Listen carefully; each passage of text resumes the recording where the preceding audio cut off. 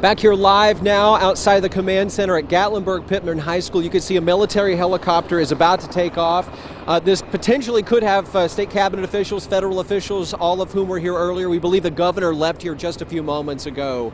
Tonight we continue our team coverage with my colleague Karissa Winstead. She was able to also capture more stories of survival.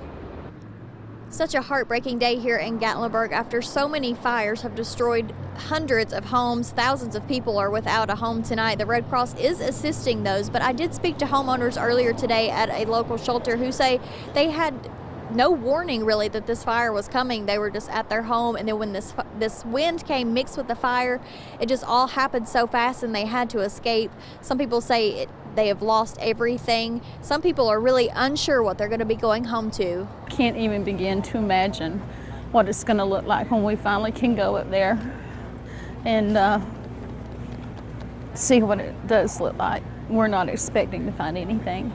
People around us knew somebody that went up with the fires, and they said it was all pretty much just burned to the ground. And like I said, the Red Cross is assisting. We have not been able to go into Gatlinburg, but from the pictures that I've seen and the stories that I've heard, it just really is a heartbreaking situation, and people want you to continue to keep them in your thoughts as we go through the night. Reporting in Sevier County, Karissa Winstead, News Channel 11, in your corner.